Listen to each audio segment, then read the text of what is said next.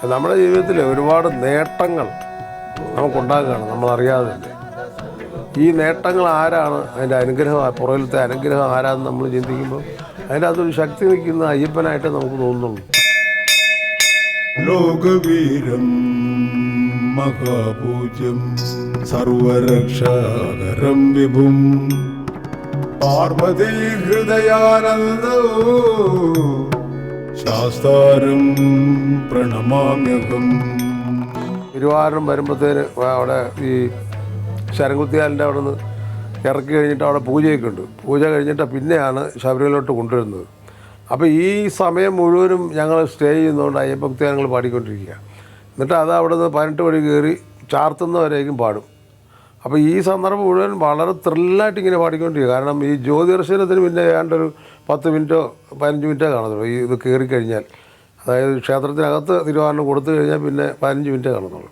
അപ്പോൾ അതുവരെ ഇങ്ങനെ ത്രില്ലായിട്ട് അയ്യപ്പ ഭക്തന്മാരെ എല്ലാവരെയും പാടിച്ച് ആ ഒരു അന്തരീക്ഷം അങ്ങോട്ട് സൃഷ്ടിക്കുക. ഭയങ്കര ഭക്തിയാണ്. വിപ്രപൂജ്യം വിശ്വവന്ദ്യം വിഷ്ണു ശംഭോ പ്രിയം സുതം ക്ഷിപ്രപ്രസാദ നിരതം ശാസ്താരം പ്രണമാമ്യഹം.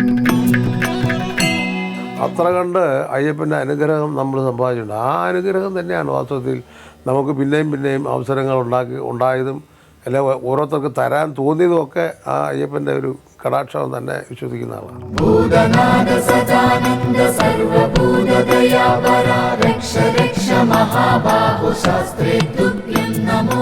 അസ്മത്കുലേശ്വരം ദേവം അസ്മത് ശത്രു വിനാശനം അസ്മദിഷ്ട പദാതാരോ ശാസ്താരം പ്രണമാമ്യഹം.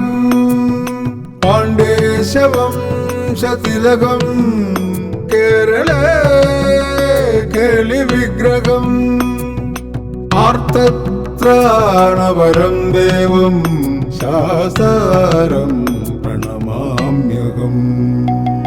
ഹരിവരാസനം സ്വാമി വിശ്വമോഹനം ഹരിതീശ്വരം സ്വാമി ആരാധ്യ പാദുകം ഹരിവിമർദ്ദനം സ്വാമി നിത്യനർത്തനം ഹരിഹരാത്മജം സ്വാമി ദേവമാശ്രയേ. പഞ്ചാത്രീശ്വരമംഗളം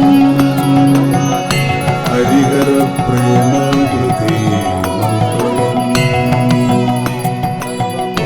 കിഞ്ചാലങ്കൃതമംഗളം പ്രണമതാം ചിന്താമണൈ മംഗളം.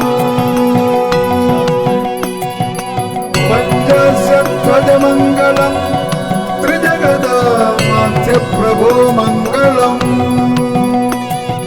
പഞ്ചസ്തോപമംഗളം ശ്രുതിശിരോലങ്കാരസൻ